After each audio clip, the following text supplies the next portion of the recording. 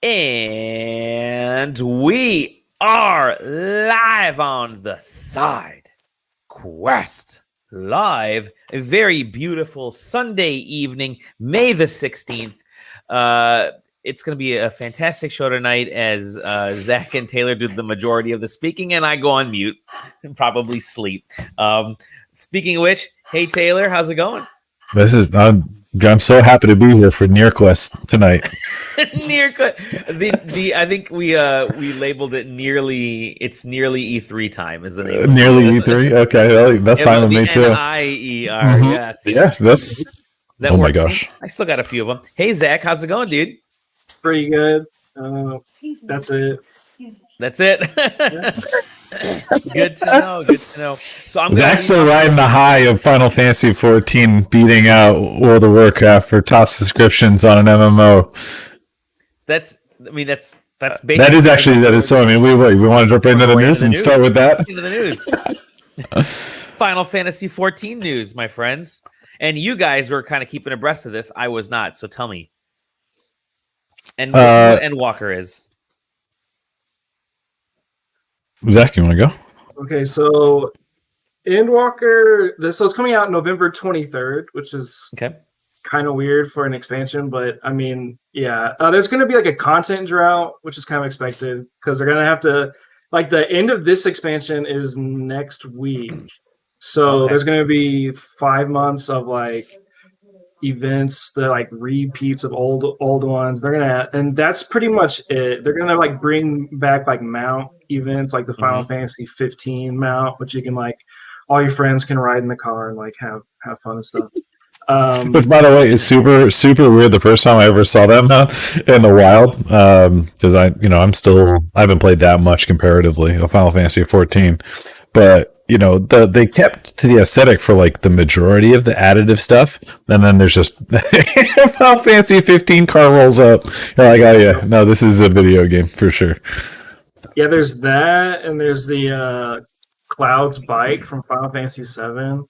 That people, if you have that mount, you get the max mount speed in each region without having to do the extra stuff. So people. Oh shit! Are you serious? Ooh. Yes. So people use that during like whenever the expansion first comes out, so they can just go faster. So yeah. So spend $30 on that mount, and you can go fast. Pay to win. I always knew it. Mm-hmm. I mean, I spent $40 on a mount just because. So Lunar Whale, it's an 8-person. You bought the whale. Yeah. You could have just bought all of Final Fantasy 4 and played that instead. Oh. Yeah. Yeah. I mean, yeah, you should have. Yeah. But I already own it, so why would I buy it again? That's fair. Was there any other big real reveals coming out of the event? I don't think so. Other than the new class confirmation. The confirmation of the class. Yeah. The male Vieira is now playable. Male Vieira got revealed, which is crazy. Like they're called. I mean, they're kind of called limited races. People call them that because they can't wear hats. So like, if you're like a Hrothgar or a Vera, if you put on a hat, your character model doesn't have the hat on because they just haven't worked on it, like putting the models having hats. So it's like a big joke. So now it's like we're adding another class. Another race that can't wear hats. Ben was so excited about the male Vieira that he wrote both the FF14 posts, and he's like, Square Enix introduced a male bunny. I'm like, yeah, right, people have been asking about it for forever. I guess yeah. So I'm kind of surprised because like the whole thing was because they added them the first time they ever added them was in Final Fantasy 12, right? Mm-hmm. Yeah. There's never been 12. Male. There's never been male. And that's what I'm saying is that ever since they were added, there's never been a depicted male of that type of that race in Final Fantasy lore. So and there's been like hints of them in 12, and in the latest expansion there's hints of like males. But yeah, it's pretty cool. I mean, some people are mad. They always will be. Whatever. Yeah. No matter what. Yeah, Final Fantasy 14, good game. Yes. Yep. It's pretty crazy. Yeah, so this new expansion is like the end of their 10-year arc that they've been working on. Not 10-year, 8-year arc. So that's gonna be fun to see it come to an end, see probably some main characters get killed off, which will be fun. And then see like what they do next. I'm excited to see where the story goes, because there's a lot of cool foundational things that they've added to the world that I think are going to be pretty crazy. And going to space is kind of huge. So okay. Yeah, that's very, and there's 2 moons in this world, so there's potential shenanigans going on. And they showed off a new region in the live letter that's like a colony that like burrowed into the moon, and a bunch of bunnies live there, like little bunnies live inside this like. Oh yeah, that's right. Like, I forget what they're called, but yeah. They burrowed into like holes and stuff and made a little like civilization. Moon colony. Yeah, Moon colony. I'm so glad they went back to the moon, because that was my favorite thing from Final Fantasy 14 was the endless scrolling, like the moon, or Final Fantasy 4. Did I say 14? I meant 4. Yeah. The that moon, which was just like one square single screen map that it would just constantly scroll in one direction, which was kind of cool. But I like the that kind of echoey sound they made too. I got a question for you. So I'm looking at Final Fantasy Tactics Advance and Tactics Advance 2 in the races, and obviously the Viera were in there because they're all part of this, whatever, the Ivalice world, right? And yeah, I do remember that I had to recall, but yeah, there were only female Viera in both of those as well. But are the Banga in Final Fantasy 14? They are? Okay. Yeah. Okay. Final Fantasy 14 is pretty heavily Ivalice slanted. It hasn't been confirmed that it's in the same universe, but it pretty much is. Like they've had that writer, the guy who wrote Tactics, come back to do like a whole raid series and stuff. And the Final Fantasy 12 cast is in there too. So that it's wild because that's their most. It's the only Final Fantasy that wasn't like truly final, because they keep pumping out games in that like that little universe, in that world, all the way to like Final Fantasy 12 is there. 13 was trying to compete for that title for a bit. Yeah. But yeah, you know what? And 7 had a few of those like spin-offs, but more than a few. But yeah, but what was the more than a few? What was that? There was that PlayStation game. Oh God, that was it was Final Fantasy. It was a PlayStation game that was a spin-off that took place in Ivalice. Vagrant Story. Vagrant Story. Yeah. I freaking loved Vagrant Story. Loved it because it's just so stylistic. But yeah, anyway. Well, is it really a spin-off? Because it was the first one. Wasn't it was the first one. Yeah, it was, but it didn't. They didn't really call it, as part of that world. Yeah. The Vagrant Story writer is the one who's writing Final Fantasy 16. Oh, is it? Oh, is he? And cool. Yeah, and a lot. So there's a female character that's in the trailer that looks like what's her face from Vagrant Story. I did hear that. Oh, really? So it's pretty.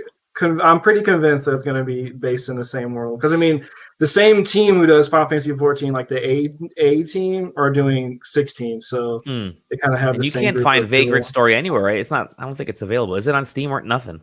No. All right, put that sucker on Game Pass. I would probably count on that code being absolutely lost. Yeah, I gotta find my disc for it now. I'm pretty sure Up and on Square eBay had like a fire at some point, right? Where they lost a lot of like. Yes, they did. They did. I don't remember the exact specifics, but they lost a good amount of original source code from several games.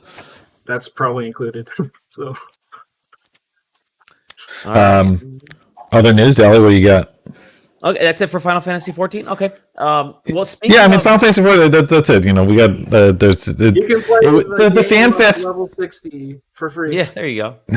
But the fan fest was just that. It was a festival more than it was a leak drip of info. So all the major game bits were covered with that.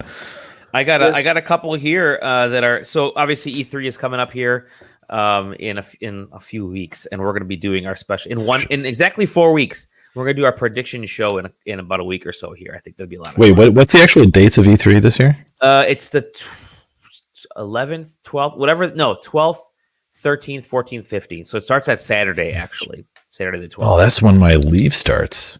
Yeah. Oh man. Yeah. All right. There you go. There you go. Yeah, we're gonna be doing some fun shows. We're gonna be partnering with some folks to host some E3 after events. So be ready.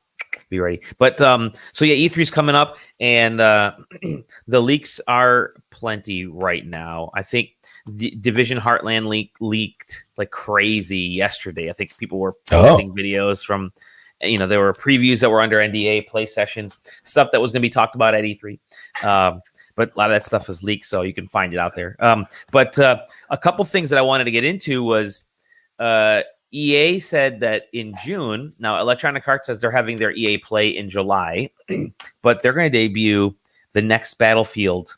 We're calling it BF6 in June. They kind of mentioned that. So, and I've heard from a few folks in the EA ranks that it'll probably be earlier June, so not like towards the end. So I'm guessing it may show up in Microsoft's conference, which would be because obviously they have the EA. They make sense. They have it. EA, the actual EA Play service built into EA gets to just focus on only BF6 for debuting at E3, and they get to focus on the rest of their catalog for their FIFA, because they don't need to really worry about people are going to buy those games anyways. If you're looking at something at the end of July, what else are you going to post this year? I mean, EA is really kind of focusing on BF6 and the sports games.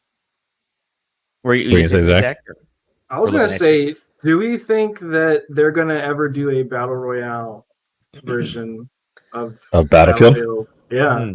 I think it would be.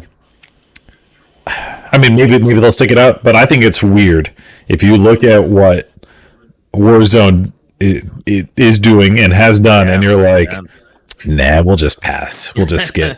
I thought that would be weird to me personally.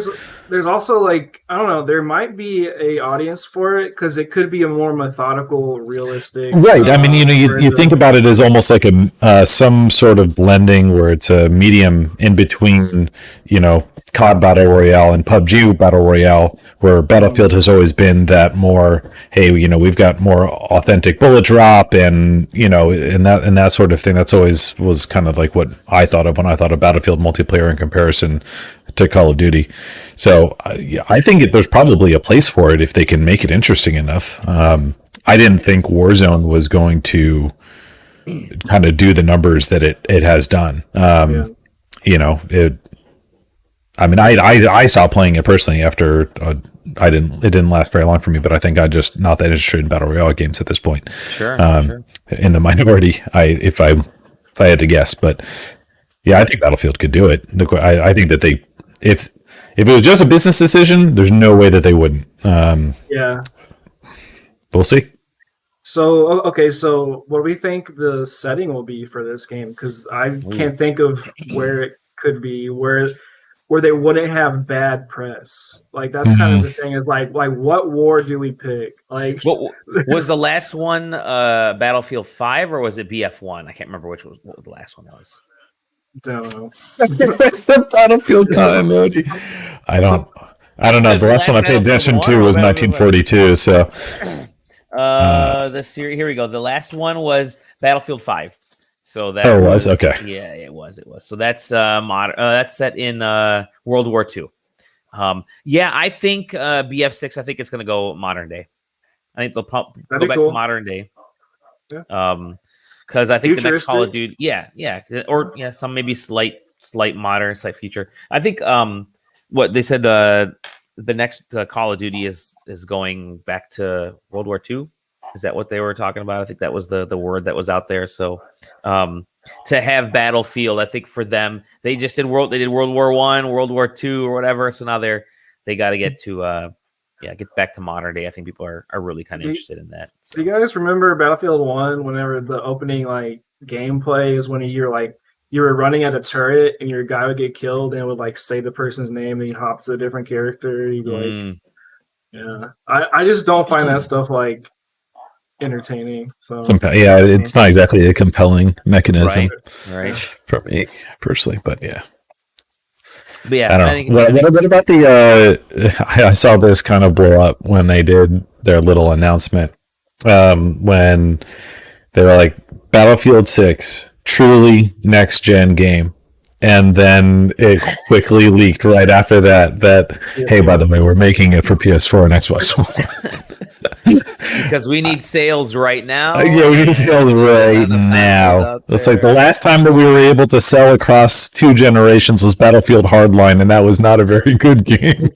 They're all the console manufacturers. I mean, all the publishers are facing that right now, right? Because you can't get enough, even though they're selling faster right now with these new consoles than the old consoles did, right? It's just they're, what is it? They say PS5 surpassed the PS4 in speed, and I guess assuming the Xbox Series X is probably doing better. The Series is probably doing better than the Xbox One, although they don't want to admit it because Xbox One didn't have, had sort of a rocky launch. But I reckon that both platform holders are doing great. It just they can't build enough, and so I think we're this year and likely next year. I kind of feel like we're not going to see truly next gen stuff from third party publishers at least until 2023. Maybe late 2022, but probably 2023 as they finally get some consoles out there. Because I think Sony only has like one real exclusive to PS5 game besides Returnal. Ratchet and Clank. Ratchet and Clank, yeah. Okay. Dark Souls, right? Dark Souls was. Yeah. Okay. Nah, that doesn't go. I don't know. That's just like not really in the spirit of like. Demon Souls. I mean, I don't know. A remake of Demon Souls or reimagining or however we want to call it doesn't quite hold the same gravitas for the argument of exclusives as a new Ratchet and Clank or Returnal does. Agreed. To me. And then they have Horizon coming out maybe this year, but it's also going to be on PS4 and PC at some point too. So I think that's their. We'll get into I'm sure we'll do predictions and stuff next time. But I think I agree with that. I think Horizon is their big game this year, and then I wouldn't be surprised if they reissued Ghost of Tsushima later this year to get to get some content up there. But cannot imagine the thought of playing the new Horizon game on a PS4. Yeah. Especially after having played Horizon Zero Dawn on PC. Yeah.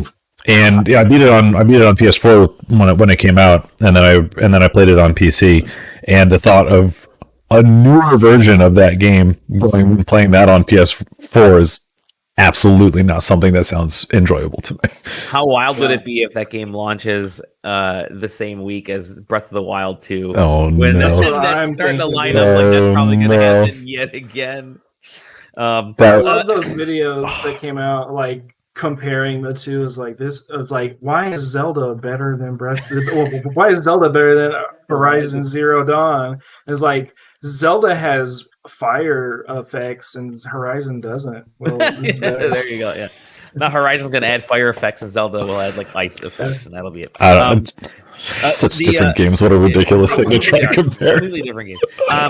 Another pre E3 rumor, something that's been bouncing around a lot. And good old Jeff Grubb, I think, confirmed it. Oh my god! Oh, hold on, I forgot. I didn't have my Jeff Grubb on a tab open separately. Wonderful. My favorite. This is Starfield. So Jeff Grubb posted, that Starfield is going to be exclusive to Xbox and a bunch of people have too now, Windows. Actually. Well, he was the first one to really kind of come out recently and say, "I have confirmed this. This is happening." And for all intents and purposes, it's going to be announced at E3. But since then, every publication out there is like, oh, we heard the same thing, but we're gonna post it. But we also have heard this, so it's the also folks. But it's like, okay, but Jeff, just give Jeff the props. He was the first one to say it. But that back to that, there was all this talk about that appearing on PlayStation consoles, as well as Xbox, right? Because that game has been in production. What was it, 2018? I'm gonna play the trailer here. I think 2018 is when we first heard about it. No, dude, that game's been in development for like 20 years. Like I think 2018 was the first time we saw media, though.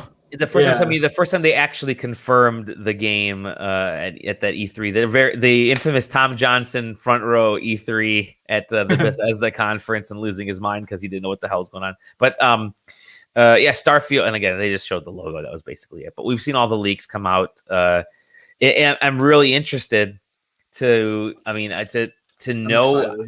I'm excited for the game because Fallout in space. It sounds like a pretty awesome idea for me. I'm a big Fallout fan. I'm curious where that all switched to just being an Xbox exclusive because again, it happened. What last? Was it last November that we got the info that Bethesda was purchased? It wasn't September of last year, was it? It was like November. I can't remember. It was sometime. But either way, the game was in development for a long time for, I'm assuming, 2 consoles, and for it to be very close to release. I mean, what do you do? How easy is it to port? Did they lose a lot of, production? I don't know. Who knows? I don't know what the plan, what the story is there. It's going to be real interesting. A post-mortem on that to find that out. But, I'll be playing it on my phone as I'm streaming it because I don't have an Xbox Series X or Series S yet. But yeah, I will. I'm excited for that one. It sounds like you are too, Zach, right? Yeah, I'm excited to see what they've done because I mean, like it's been Todd Howard's like dream game for forever. Like since he started making games, like that's been his dream. And also, as a Elder Scrolls lore nerd, Starfield does take place in the same universe, just in a different galaxy. Oh, interesting. Interesting. Because all of Elder Scrolls takes place within a god's dream. That's where everything takes place, and Starfield is a part of that. So, yeah. So I'm excited to see. I did not know that. So in Elder Scrolls, there's this thing called Chim, which is like being aware that you're in a dream. There's only a few people who have been able to achieve that, and they like astral plane, like float away because they're able to be like, oh, I'm not real, I'm actually inside of the dream, and they go away. But then there's okay, dude, Elder Scrolls lore is pretty insane. Like all the books that you read in those games are like pretty much like actual written histories and stuff that relate to the whole world, and they're all checked against like this like huge tapestry that they have in the background that they make sure all the lore makes sense and stuff. So all these games have this really consistent lore, so it's really fun to like actually dig in. That's cool. Yeah, I'd be amazed if like all of those are in the same universe. Fallout, Elder Scrolls, Starfield. So yeah, anyways, Starfield, that's coming. One thing you did miss to mention on the Final Fantasy 14 stuff was that it's finally coming to PS5 next week, the 25th. So I'm excited. That'll be good. Oh, I guess, that did not even cross my mind because they've had it on basically open beta for close to a month. Yeah. So it's been pretty available. Yep. But I guess that's the official release. So I just had a random thought about the next gen tag. I think what a lot of developers are saying is next gen is just adding RTX on, and that's pretty much like it. So like, oh, you can play with RTX off and get 60 frames, or you play with it on and get 30 frames. Like that's pretty much it. Okay. Yeah. And really the only other thing I had was there is two things. One, there's a Dragon Quest 35th anniversary live stream next week. Okay. Dragon Quest 12. I mean, what they have. I think Dragon Quest Die is the actual next game that's coming out, which is it's kind of based on the old Dragon Quest cartoon, comic, whatever, all that stuff that was in Japan only. But you got to be wondering if they're going to be showcasing Dragon Quest 12 because it's about time. It's a bigger series. Well, it used to be a bigger series in Final Fantasy back in the day, but no, the last quick little bit of news that I had. Let me see if I can load this up here if I can remember. Is there was go ahead, Deli. No, I mean super important news, and that's Ubisoft Skull and Bones is not going to make 2021. It's coming out maybe 2022. The most important news. No, I was going to throw out the Nintendo announced their numbers about second Switches in households. Yeah. I mean, so they their number is 6 million households bought a second Switch last year, which makes sense. I mean, I guess I don't know. That number's wild to me. That's good. That's incredibly high. It made sense when the Game Boy was like an $80 peripheral handheld, right? Yeah.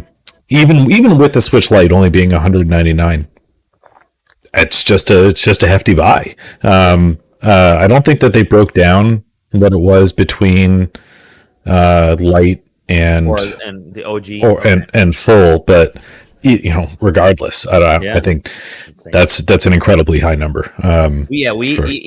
It's in an era of consoles where it used to be back in the day there was one console. Every household, they had the one console, and you just kind of took turns playing. And then eventually people started buying that second PS3 or second PS. It really was. It kind of took place in the previous generation with PS4s. More and more folks having them. Different parts of the house because they started getting more affordable the last generation. But for Nintendo to do that is pretty wild, and I kind of wonder if they're looking. I mean, the pandemic helped. It's hate to say it in a weird way, but people wanted to. Everybody was home, so buy another console so that everybody else can play.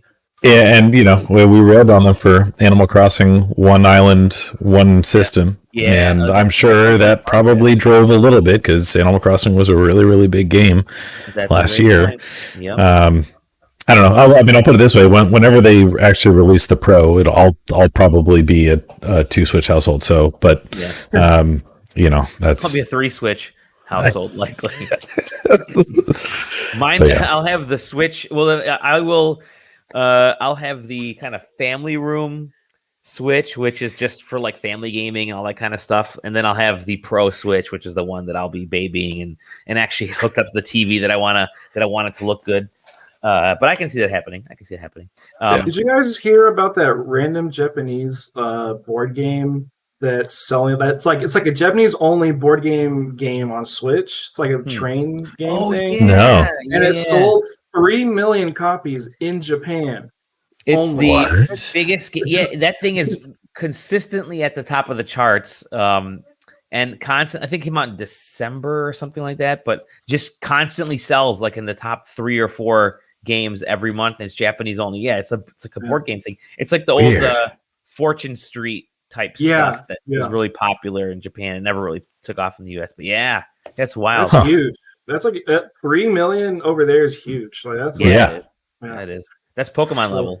Really, it really is. Yeah. Did you guys see any of Patrick Klepek's stuff with Roblox? No. That came over the past couple of weeks. No. So he did a whole thing where like he was jumping into Roblox. Roblox is wild. And it's it is truly this my fascination with Roblox blows my fascination with 6 million people buying second Switches out of the water because Roblox has been around for so long. Oh, like 10 years, something crazy. I remember when I was by Kelly. I think might have I did this like 3 weeks ago where I closed my browser I think 4 times. Hey, back. Did you close your browser by accident, Deli? Yeah, I did. So I was curiously pulling up the Wikipedia for Roblox because I have the back and forth stupid buttons on my mouse, and I hit the wrong one. Yep. Fingers, so I launched out of there. Anyways, when I dropped out of the stream like 3 times that 1 week, that was because I kept hitting the back button on my mouse. 2006. So 2006 on PC. Years. Holy so shit. I remember my first main job out of college, I was working at Best Buy and then eventually doing support with Geek Squad and stuff like that. The amount of people that came in with Roblox stuff, but even back then, really? This is 10 years ago. I still remember when I was doing remote support for them, and I remoted in, and I had to call the person because they wouldn't stop playing Roblox on the computer that they were calling in for me to fix. But anyway, so they were doing numbers. There is one game, because Roblox is a complicated beast because it is a game in and of itself, but then it also has editing tools, and then you can make games that operate within Roblox itself that have its own set of subscriptions or in-app purchasing, essentially. And some people make money on this thing. So there's a game that has 30, or it was like either 30 or 60 million active users, 2 million concurrent. Yeah. Like, you know, in that Zach, that image you posted, I think, was Roblox on there? Was that on the list? Maybe. Yeah. No, it wasn't. Which I like. If you look at the total players and active players, it would rank above old school. Like it would rank everything up there. Like it's right below World of Warcraft. And this is a game inside Roblox, not Roblox itself. The number one game in Roblox is called Adopt Me. Yes. Yes, that's what this was about. Yep. And then you have Tower of Hell, which is just a perfect. It's like the kids are playing Adopt Me, and then they go to a Tower of Hell. Meep City, Royale. It's just wild, dude. It is, and my daughter plays Royale High. She's played Adopt Me, and she plays Piggy, which is Piggy's awesome. It's sort of like Among Us, but with Peppa Pig themed characters that are just like sadistic. So you have a bunch of like 6, 7, 8-year-old kids running around legit murdering each other with Peppa Pig style characters. And there's like stories built in this, and the developers will release like chapters of Piggy like every like couple months, and all the kids go completely wild to catch up on the story. And the story is literally, you escape from this level, so you go to the next one. You escape from that one, so you go to the next one. It's just insane. My daughter is addicted to it. She was just playing it earlier today. Yeah. There's a almost 1-to-1 remake of Counter-Strike talking about it. Yes, it's insane. Roblox. Is it really? Yeah, and it feels identical. Like Roblox. But then on top of that, actually, Roblox it ended up. This is like 2 days ago. Ended up in the middle of the Epic versus Apple. Lawsuit, because the crux of that lawsuit is about in-app purchasing and who has a marketplace, and it's on top of talking to lawyers and judges that probably don't have that firm of a grasp on this stuff. Like even the people that they're bringing up to witness stands are like starting to get lost in the muddy of it, and just so Roblox got brought up in there because it's also an extremely complicated in-app purchasing landscape, and just like I feel bad for Roblox because Apple said, they're not really a game, they're an app. So the Roblox person was like, yeah, we're not a game, we're an app. Just whatever Apple said, we'll be fine with it because that's how they keep making this money. So if Apple wants to say that we're a dating app, then we're a dating app, whatever. So it's pretty funny. Roblox, it's insane. It's massive. And in case anybody wants to, I just dropped it in the private chat there. That's the link to Patrick's stuff that he was doing with Vice and Waypoint.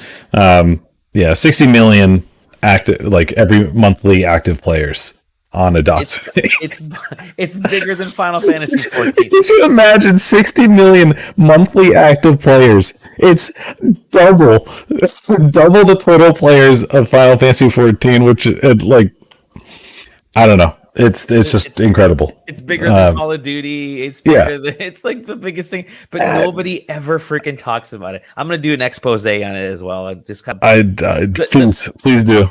What's really interesting is that Roblox. Looking through Patrick's article, he talks about Roblox from like the developer standpoint, but not the player standpoint. And the majority of the players are kids like 12 and under. Like they are sustaining Roblox, and it's as big, if not bigger, than Minecraft. Roblox game cards, like literally, is like the last remaining vestige of actual game card sales. Because they actually because the kids actually need their parents to buy them because they're not actually they're not getting credit cards attached to it and stuff like that. So brilliant.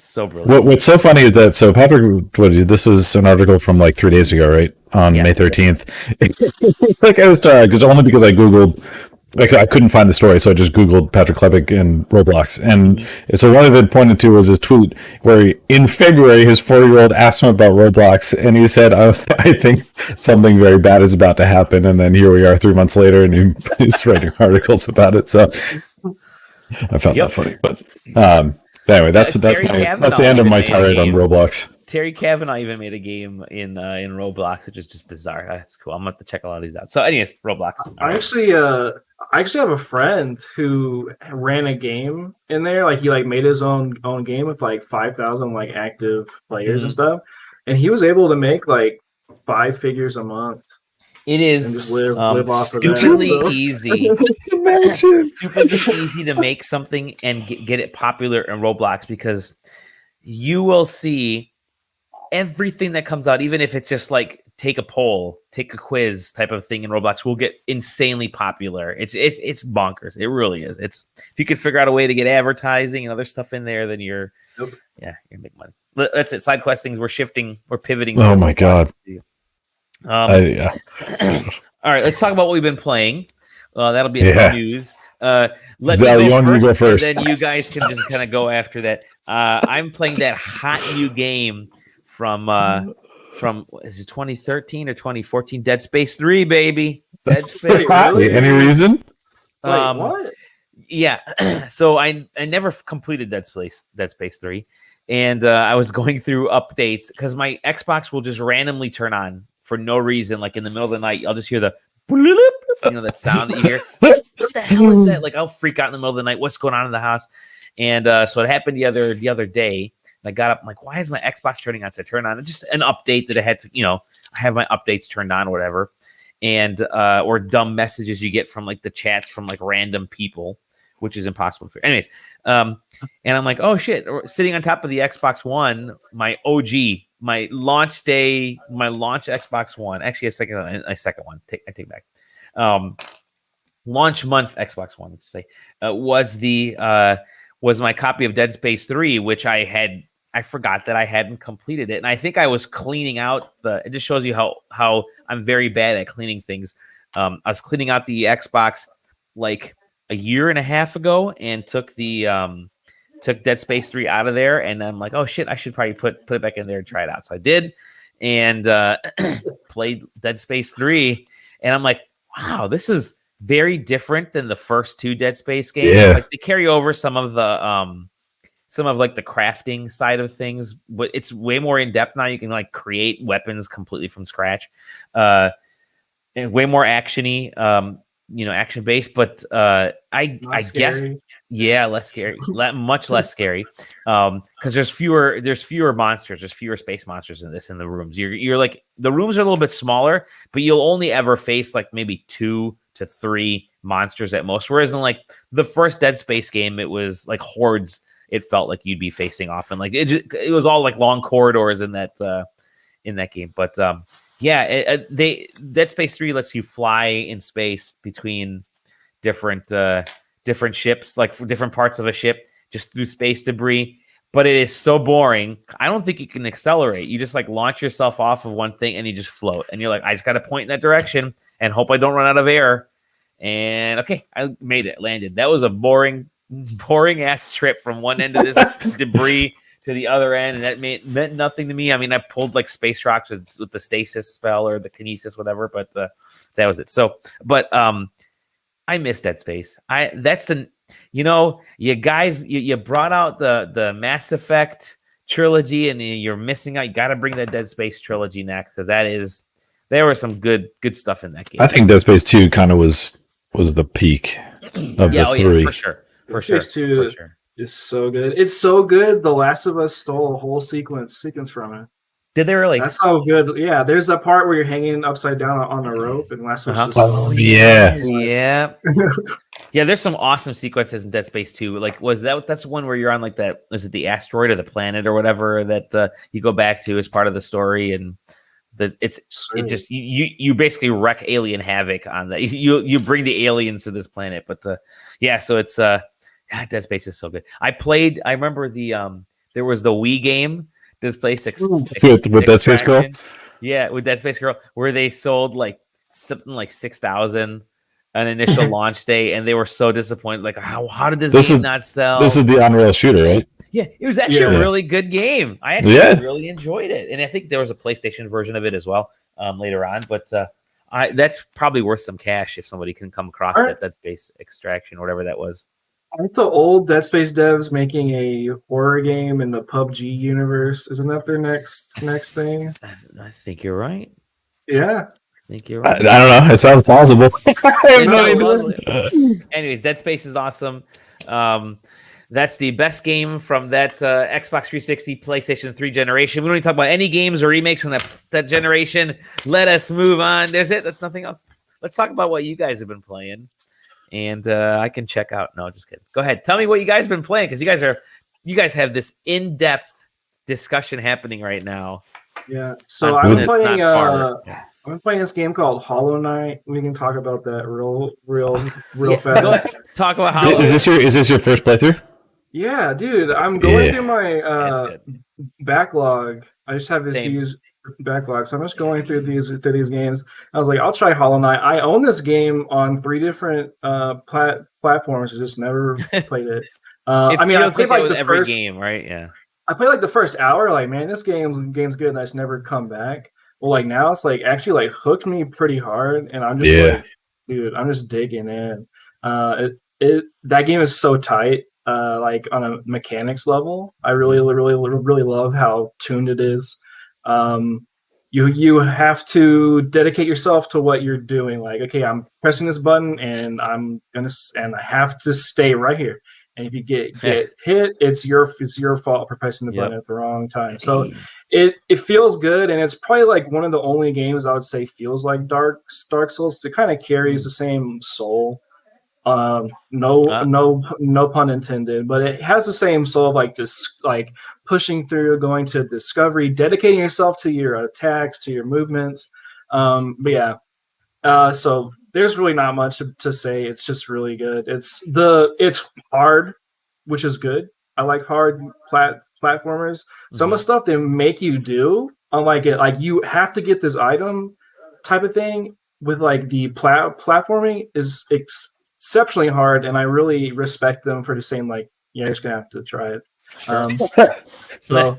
That's fun. And then what's the other game? I bought it on sale because I'm in this Metroidvania mood. Blasphemous. Blasphemous. Yeah, from Team 17 game, I think. Yeah, maybe. The Team 17 game. It was like a Kickstarter game, and they published it, I think. And I'm more so on the opposite side of this. It's trying too hard to be Dark Souls. Soulsy.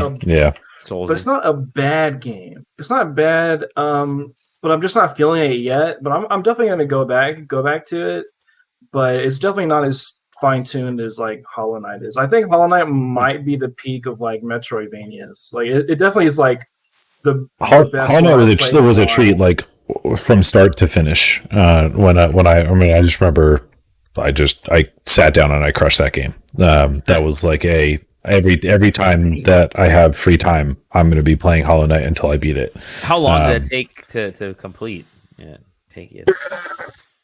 I want to say like 15 hours, probably, right. Maybe longer. I don't recall specifically because I played it on Switch like 2 years ago, or whenever, pretty close to whenever it came out. But yeah, I mean, it was probably a little bit longer than I recall because I also liked a lot of the side stuff. Hollow Knight, like many other modern Metroidvania, has a lot of side stuff that you can do. Bosses that aren't the end boss, but are, arguably more difficult than the end boss kind of stuff. And that's in there and definitely available, and, little secrets that you can find and stuff like that. And it's I don't know, it's just like the entire aesthetic of the game, the kind of mini lore that it trickles in, it is perfectly paced, with all of its drip. And the drip in mechanics, the drip in aesthetics, like the way that it slowly kind of becomes more than what it started out as, is basically perfectly paced in every regard. It's a very, very good game. It's the way it reveals, like the way you get the way you get new powers feels so good because it feels natural. You're just like, I'm just wandering around. Like, where am I going? Let's look at my map. Okay, let's go to this spot. So it feels like really natural. You find it like, oh, like this is the perfect thing I need right now. Like it just has a really good dopamine hit. You're like, oh, okay, now I need to go over here and do this and go there and do that. So, and there isn't like, it's with a lot of Metroidvania games, you can see like the critical path. Like, oh, I know I have to go here, do this, get this, do there. But this game, it's like, you're just kind of lost. You're just kind of wandering. And there are a lot of times where you're like, I don't know what I need to get past this, but like in the good way, and not in the. There was basically 100% of the time. There was a couple times that I recall where I was like, I have no idea what the fuck to do. There was 100% of the time it was because I either literally have not uncovered a portion of the map, and then as soon as I went there was the thing that I needed, or I had literally just sprinted past the thing and just missed it because I just ran past the big sparkly thing for no reason. And with like a lot of these games, the like next area is usually like you use the power you got in the last area, then you're in the next area. Hollow Knight is like, okay, the next area is in the area after this area that you just went through. So it's like it's kind of jumbled around, and it forces you to like explore and use your brain, which a lot of games really don't use your brain, kid. So, but yeah, I just love the way it feels. Like when you get the dash. Like it just changes how that game plays. Like you're like, okay, now I'm dashing, jump, and go. And you get like a badge that's not like a necessary badge. It's a badge you can equip to like increase certain characteristics. Like there's just one badge that increases that makes the time between your dashes shorter. And when you get that, the game feels different, and it lets you dash down. So you're like, okay, now you dash forward and go. Oh, cool. It's just great, dude. I love it. Awesome. So I'll be playing that for a while. And that, I mean, Final Fantasy 14. That's getting ready. Yeah. I gotta start my sub back now that I've finished my other games. I'm terrified because between Final Fantasy 14 and Genshin Impact, I'm like, God, both those PS5 games. It's going to be sucking up a lot of my time there. I'm plowing through little by little the Spider-Man series. I want to get both those complete in the next like couple 3 weeks here. And Dead Space 3. I love this time of year because you're waiting for stuff to drop. Yeah. And after I completed that massive RPG binge watch that I had, I'm like, I'm gonna go with some smaller games. I took a few. You finished all of Bravely Defaults? You're done? Did you finish all your Bravely Default plays? Oh, you missed that. I talked about it last week. I completely done. Don't need to talk about it nice. Again, and disappointed in that ending. Very, very disappointed in that ending. Yeah. All right. Anyways, so I'm looking forward to just kind of knocking out a few of these smaller games, which are a little more focused. I'll be playing those. It's a great time of year for that as we wait for like new releases. So that's definitely how I play MMOs. I play grinding treadmill games. Like that's like what I do. But then I eventually get tired of that. I'm like, let me go through my backlog. So I'm in that section of my love life. That. Love it. Same here. Good stuff. So what other games are you guys playing that you both were talking? So all right. So we'll get right into the NIER portion of the program because it's also the only game that I've been playing. So I'm excited. So NIER Replicant came out, the remake, and released on PC. Are we at like 4 weeks ago now? Almost. Yeah. And so I mentioned it on the show a couple of times. So I played NIER Automata like 2 years ago for the first time, and I had never played the original NIER. And for a variety of reasons. One was that by the time that I cared to play it, my 360 was like on its way out. And plus the copies are hard to find. And then all I had to do was just play the waiting game, and here we are. But yeah, I mean, I really like NIER Automata, and I was like, oh, shit, now I actually care about NIER, the game that I skipped. So I was very excited. So I played and finished NIER. And we'll get into a conversation about it in a moment. But then I went back and I was like, okay, now shit, I have to go and replay Nier Automata, which I did. I actually at 8:58 p.m. EST, so that's about 1 hour ago. I scrolled through on ending E of Nier Automata. So I think that's the last ending. There's some more. I'm actually going to go back because there are side quests that I now have to do that I didn't care about the first time that I played Nier, because there are characters that exist in both games that to me only existed in one. So for the people that have played both, that mostly it's the Emil side story, which I know he has side quests in the game that I never played. When I played Nier Automata the first time, so Emil, for people that for Dally, in the first Nier game, we'll go over the basics. So you don't know it yet. Do you? I mean, we're going to go through spoilers, right? So okay. You're clearly okay with it. I'm okay with it. You know, you play as a guy, and you have a sister, and you're trying to save her. You don't know it yet, but you're actually a shell of a person without a soul, because all of the souls went crazy, and that's actually the main enemy of the entire video game. Is you're just killing human souls the whole time. Basically, this goes back into the lore of Drakengard 1, where the joke ending, or at least what they say is the joke ending, where the main character, and the dragon and the weird baby god thing, Mother, gets transported into modern day Tokyo, and that causes a giant virus that basically... Is that it causes them to get sick and die? And then what happens is humanity decides that the only way that they can survive is because now that there's magic in the world, they're like, okay, that's fine. Don't worry. We have a solution. We're going to split everybody's soul from their body, and then we're going to recreate timeless bodies that aren't susceptible to this disease. And then we're going to put the souls in those. Except what happened was, all of the bodies developed their own souls, and now they couldn't do that anymore. And in the original Nier game, you go back and you kill the original soul that was like the guiding light of like the whole project. And so the Nier games are weird, because at the end, once you see all of the endings, you're like, wait, was I the bad guy like the whole time? Because in a way, you kind of are, like in both of them, in both Nier Replicant and in Nier Automata. Because in Nier Automata, you start the game as playing as 2B, the lady android, and then by the end, you spend more time playing as what is originally the side character, which is 9S, and 9S kind of slowly becomes actually the main character, and it turns out that he's also kind of the bad guy, because he goes crazy and wants to destroy everything. And I don't know, it's just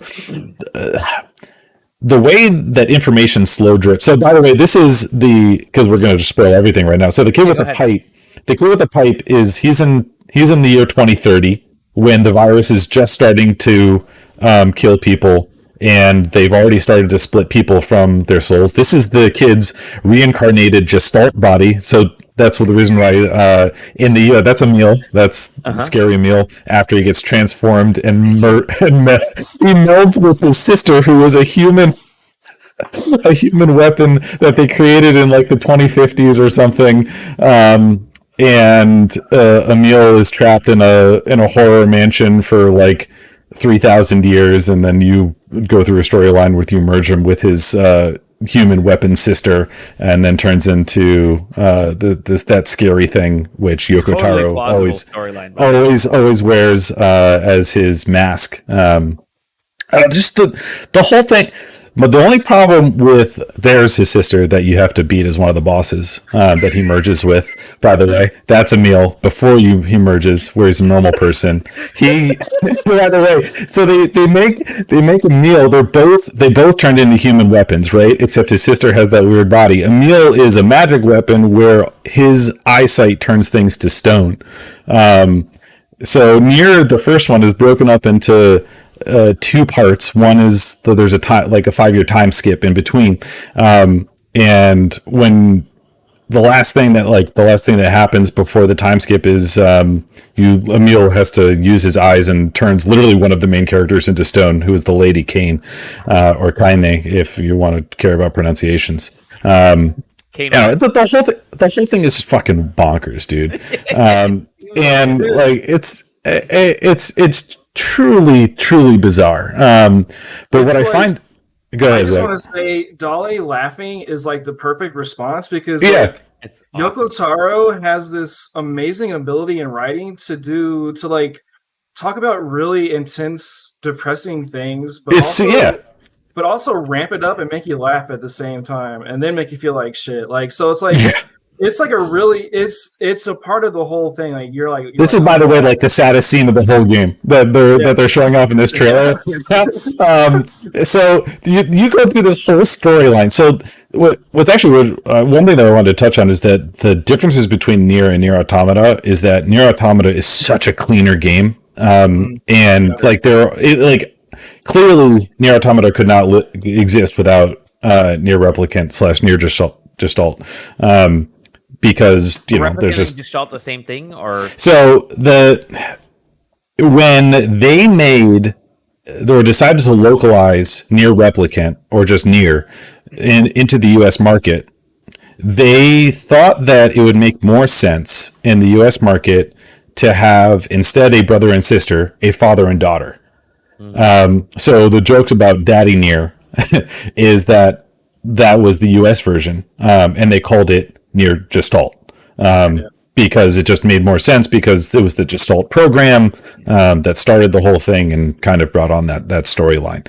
I'm not sure why they made it different names or stuff. I get the idea of making the character slightly different. There is actually a point where you get to play as that original character. In the NIER Replicant version, you go and read a book, which is your mom's diary, which turns you into Daddy NIER, and then you do challenging stuff for some fucking reason. And then what the best part is that you leave. When you leave that zone, the talking book Weiss. He's so good, dude. It's truly amazing how good that character is. It goes like, "Hey, are you okay? You've been gone a while." It's like, "Yeah, I just felt like a really, really bad dream." It's just the whole thing is so so intense yet self-aware at the same time, and it walks this parallel that is just like non-existent in any other video game. That's what's truly amazing about it. Like Weiss is. He's this like all-knowing book. He's just like the smartest dude ever. It's basically an ongoing joke. So literally, one of the first things that happens before the 3,000 year time jump, or is it 300 years? 3,000 years. 300. No, it's 3,000. Are you sure? I can't remember. I think it's 3,000 years. Yeah, it's multiple thousand years. Yeah. So you start the game in 2030. You play for like 20 to 30 minutes. It's like it's actually a really good like tutorial because you find the original book. I'm assuming is there context out there, Zach? Do you know that's like affirming exactly what grimoires are? Did they like make magic books after magic was introduced, and that's what they are? It's like distilled magic or something. I don't know. I'm not exactly positive. But anyway, you get one, and it's like you then use the magic. And you're fighting with an iron pipe. It's really stupid. But yeah, and so that's the same book that you end up with 3,000 years later. And he introduces himself and is like, "How dare you talk to me like that? I'm Grimoire Weiss. You show me respect." And he's like, "I'm omnipotent." He literally cannot answer a single question to give you context about the universe. The whole fucking game. The whole game is the idea. One of the climax moments of the whole story is you have to beat in a fight the two people that have been essentially taking care of you and your daughter, or you and your sister, in the town that you grew up in, whose name is Devila and Popola. And the climax moment is that they go, "Grimoire Weiss, do you not even fucking remember? We literally made you and gave you power." And then it turns out that he was part of this whole Gestalt project. We assumed to help maybe with the Gestalt, like merging with souls or whatever. And then you have to beat up Popola and Devila. and he's like, "Oh yeah, shit! I actually forgot everything, and I'm stupid. I don't know." Because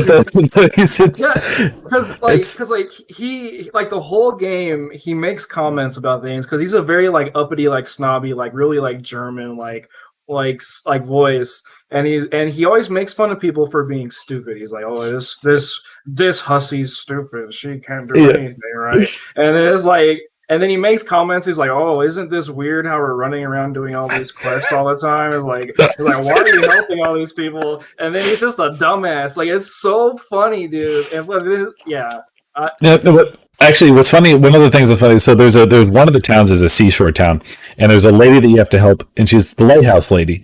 So again, one of the things with the Okotaro games, you have to beat them multiple times, right? So my second time through, my second time through. I was like, all right, fuck it. I've got shit to do. I'm not going to help her. And Grimoire Weiss is like, yeah, dope. Let's not help this. We got shit to do. You go back. I get back to town, and then you have an interaction with your sister, and she's like, you should really go back and help that lady, actually. And you literally cannot progress the story without going back and helping the lady. The Grimoire's like, we don't have time for this. It's so dumb. The way the game like is able to make you laugh, like the writing is so smart because they know exactly what you're going to think before you even think it. Like he says it, and then you're like, I'm just so glad that they improved. They make fun of their own fetch quests many times, except that it's like, yo, dog, you don't actually have to have as many as you do. They don't introduce any sort of quick travel system until like the last 1/3 of the game, and you only get to use it for like 2/3 of the 1/3. It's really basically non-existent. And that do not like how one of the things I've realized comparing now the two, especially playing them so close back to back, NIER Replicant is so much smaller. It's such a much smaller game. They clearly spent a lot of time creating really, really cool looking big environments, but there's 5 of them, and that's it. And they use them very well. Yeah, I mean, they trust me. They made sure that they got maximum value out of everything because you have to go back multiple times, and they do sometimes change them up a little bit between the two. But it was, like going back to NIER Automata was like, yes, this is very good. Yeah, it's so much cleaner, and the way that stuff progresses is too.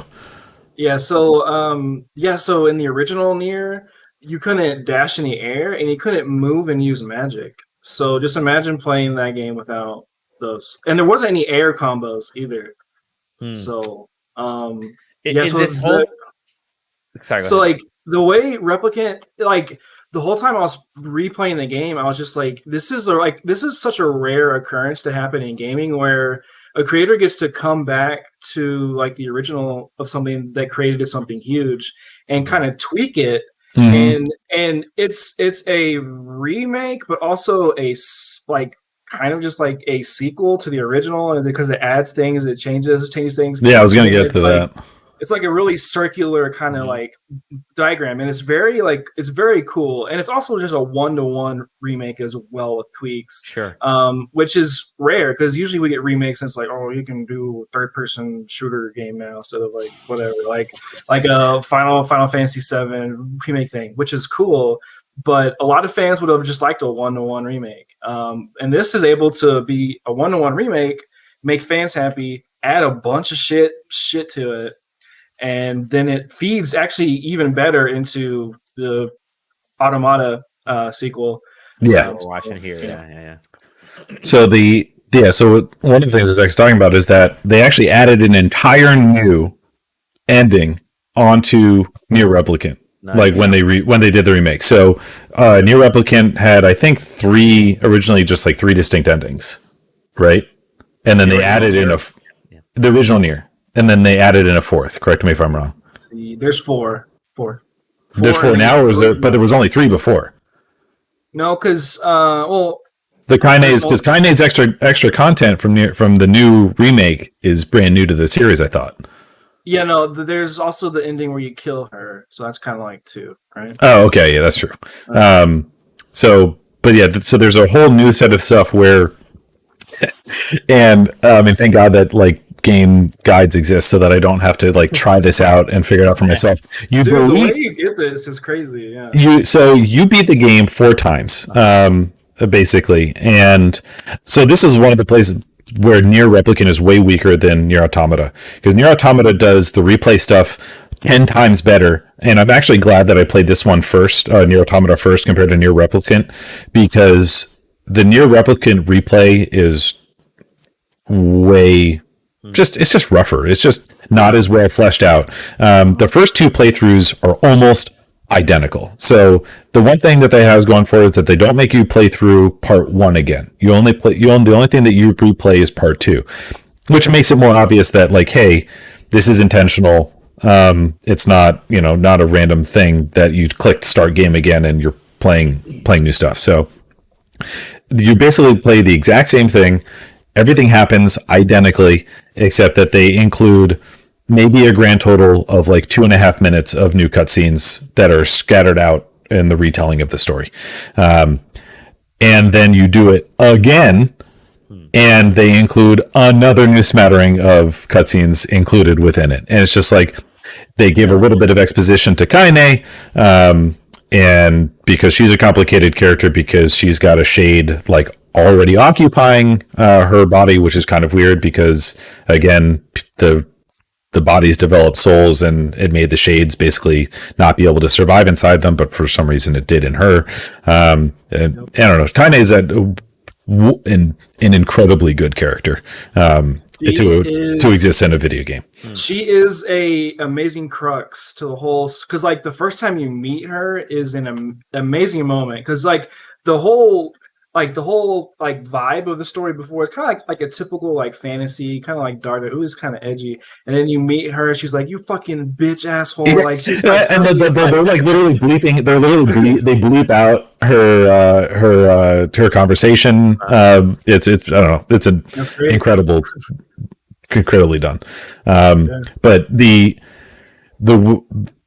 most beautiful part about the way they do it, at least the part that kind of redeemed it for me, is that they reveal Kaine's story, and so then you go back and you meet her again, and the first thing that you do is that she's outside of this town because she was ostracized from it. You got that the first time through, but then the second time through, you know about exactly why, and you walk up and there's this drawing, this like crayon drawing, as well as this kind of like necklace of lunar tears, which is an important thing to this, I guess, like to all of it. Like even starting with Drakengard, the whole flower is a lunar tear thing. So that's just a recurring thing. It has to do with her grandmother who passed away and all this stuff. So like it means a little bit something else when you go back through the next time. But the replaying was just way weaker. It was clearly leaning more towards the Drakengard way than it was towards Automata. And I don't know, the way I know that Yoko Taro joking, saying like, I think that Automata was just a fluke, so I'm not sure why people cared about it. If they learn as much going from NIER Automata to whatever they make next as they did going from NIER to NIER Automata, there's no way that it doesn't continue to get better, because it's just everything is better done, like every single part of it. But anyway, so the new stuff that happened with the new Kaine ending, Zach, what did you think? It's great. Like it recontextualizes everything. Is that how you feel? Yeah, I mean, like obviously, I didn't have my thoughts in between the two games without knowing, because now I just know.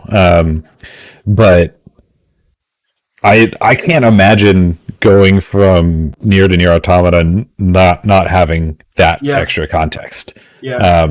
But it's very good. That new ending is very good. The new ending. So basically, when you go back and now you do a new thing, you beat the game for the last time, and then basically in order to save Kaine, what you have to do, it's like you have to. So you're playing the guy who is supposed to be the main body for the original soul that was going to make Project Gestalt work at all. Like, and it only is going to happen if you let him back in your body, and basically, the character that you were playing as would cease to exist. Instead, what happens is that Kaine is about to die, and you instead cease to exist for her. So basically, it was really, really cool, because you in order to get this ending, you have to cease to exist in one way or the other. So obviously, one is impossible for story reasons because they don't let you do it. They don't let you, complete the Gestalt program. But so you make a choice in prompts that say you can save Kaine, but the only way you can do it is you have to literally remove yourself from existing in order to give it all to her. And that's what happens, and literally everybody forgets about you. You go back, and instead what happens is the story now is Kaine is the one that saved the world, and I don't know, she's just been looking after Yona, who is the sister that you were raising, and she's been looking after her the whole time. That was the way it originally ended, right, Zach? That was the whole ending? Mm-hmm. So now instead, you've deleted your save. It does not exist. You literally go to the menu. It's no longer there. If you try and type in the same name that you gave to yourself the first time, it says, for some reason, you can't use that name. Wow. Wow. And then you play through the first part of the game again up until the time where you first meet Kaine. And then what happens is it then turns into, it flips it. You're now playing as Kaine. And it turns out that you playing as the NIER character again was a weird fever dream, and you're now playing as Kaine, starting to realize that there is a piece of your memory missing, and you have to go and find this person again. And it turns out that as they were making the Gestalt program, they made a really complex supercomputer that has been growing. I mean, is it kind of also the tree from the Forest of Myth? Yeah. Is that basically the context that's what I got, is that this supercomputer was this, it's also a tree, which was also one of the coolest parts of the game the first time through, which is you go and you fall asleep and you have to complete a text, like a quote unquote text adventure in order to get yourself out. And in the Kaine ending, you go back to that area, and it turns out that it's also a giant database warehouse where the supercomputer has been running, essentially keeping track of the entire Gestalt program the whole time. And you reclaim your memories, and a giant flower comes out for some reason. I don't know. So the cool thing about that is, A2 is a character in NIER Automata. So she is a pretty important character. Yeah. And all these vessels, as you can say, for like cyborgs and stuff, are based off of somebody in the past, or based off of like important people. Kaine is the basis for A2. She's shit. All right. Continuation, yeah. So that just it kind of changes everything. Right? Is that? Do you know where they confirm? Do they confirm that outright? Yeah, it says there's like her model is based off of a woman who lived with her grandma and blah blah blah. Oh, interesting. Yeah. Okay. So so like all those files and stuff are kind of like a database that these. I have to go back and find so many more files because like they slow drip so much shit to you, and part of me wishes that it was more common. So, there's tons and tons of chests and lootables and shit like that in the game. And a lot of the ones that can only be opened by 9S character, you have to hack them open essentially, are a lot of the which again is actually part of the game or part of the story. Like, it's intentional that only 9S can get them, because the whole point is that he is a scanning unit that does intelligence and searching and like that. So for Dolly, so now we're in the future, right? So now we're in the NIER Automata region. So like all that data and stuff that we just talked about in the first NIER is basically like used by this company by this organization called NIERLy, that they use a lot of data to create basically fake humans, like try and be like, okay, these are people that we're going to use to defeat aliens. There's aliens that come to Earth at some Dude, point so in between NIER dude, and so it's like you're now in NIER like 11,300 or something like that, right? 6,000 And years in the future. and then the whole thing is that you're fighting machines which were created by aliens, which also like appear to be mostly like plant-like. They have specific. I don't know. They make a specific point about them being plant-like. I don't know if there's a specific reason for it or not. But it turns out that the aliens died 300 years ago, and like you play through almost the whole level. It's almost all of the first playthrough, and then you find out that, oh yeah, by the way, the aliens have been dead for hundreds and hundreds of years, and you're just fighting machines. Nice. But sorry, Zach, I just had to every time with it. So the character is 2B. B is a classification, which is a bruiser like type. So all these cyborgs are basically taught like, hey, like you're designed to kill. You have a certain designation, and you're taught to not feel emotions. You're taught to like you're just there to do your job, get it over with, done. The thing that is really amazing about Automata is the characters start to develop emotions, start to develop like, wait, am I like being am I being like a robot? Like what's going on here? And they're trying to emulate being human is also the other thing, is they're emulating being humans without knowing what humans actually are, because humans haven't been around for 1,000, 2,000 years at this point, but their designation is to protect humans. Like to be human. Yep. Yeah, so their designation is to protect humans, and they're stuck in this cycle. Like, okay, let's do. So you have 2B, who's a bruiser. Well, she's actually a 2E, which is an executioner type, which is supposed to kill people, and 9S is a scanner. And eventually, 9S starts to scan into deep documents and learns all these dark secrets, but 2B is assigned to 9S because they know he's going to discover the secrets, and then she kills him. So that's like the cycle they've been stuck in for forever. And eventually you break that cycle and shit just hits the fan. And yeah, so then Taylor can keep talking. Yeah, it's just so one of the reasons why I was talking so much about why I think Automata is better. So you beat the game once, and the story is like, it's palatable, it's fine, right? You know, you're like, okay, yeah, you know, I did the thing. Basically what happens is machines develop, they kind of like evolve, which I think has to do something with the fact that they're like kind of plant-based. The first time that you pick up a machine core, it's like, oh, weird, it almost like has a plant-like appearance. So it's supposed to be a thing that's like, they're not quite as machiney as, you know, they like their shell is machiney, but they're, you know, clearly have living elements to them.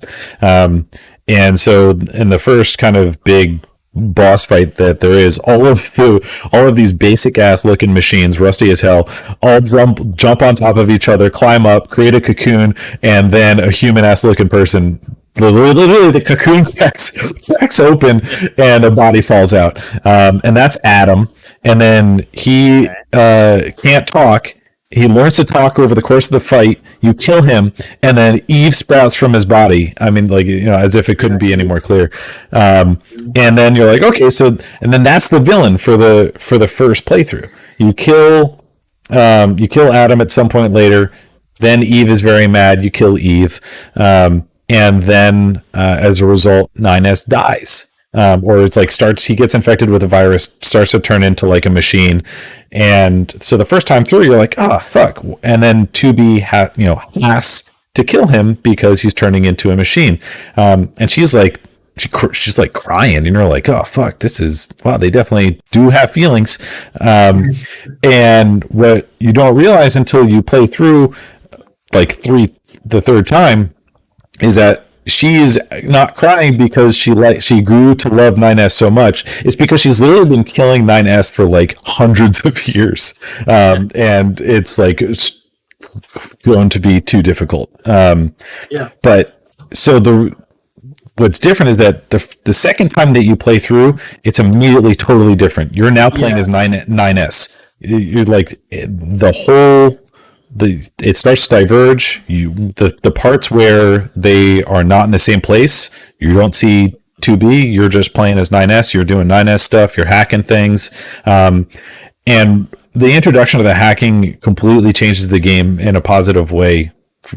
It's a completely different gameplay type, almost like a mini game where you're just like this little cursor and you like a really, really basic ass bullet hell type. Cool. And it's the best part of the whole game is that divergence of it actually. And then you play through it as 9S, and you get basically the same ending. And come back because the robots. Oh yeah, and then it jumps to the bunker though. Okay, yeah. And this is like the best part of the game. So you get the same ending again, except then you jump to the bunker, which is this kind of space station where all of the Yorha androids live. Ooh, hey Taylor. Yeah. Did you know that Tubi's room is laid out the exact same way as Yona's room? Is there no shit? Yeah. I'm just imagining it. Yeah.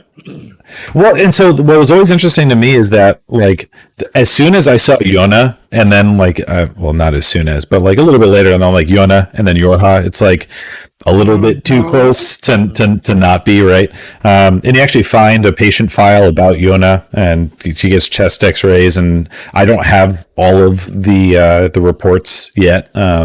So I don't. Obviously, I'm assuming that's not the only time that she's mentioned. But yeah, no, that made yeah. There's also my favorite kind of like little tidbit is the voice actor for Eve voices adult NIER in Replica. Oh, really? Yeah. I wonder if that's true on the Japanese side too. I don't think so. I don't think so either. It's still pretty cool. Like kind of So.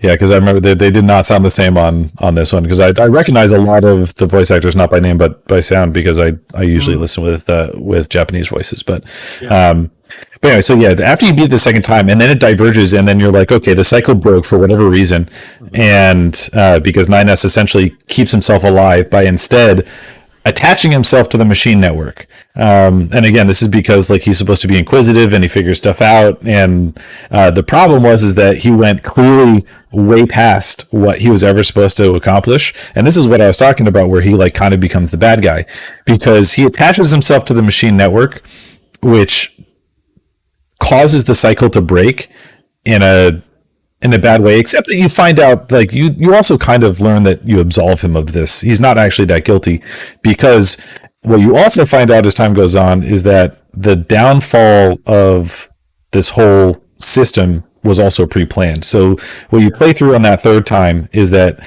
the game, you pick up after the game what you thought was the ending, except now you're playing additional content where everybody goes crazy.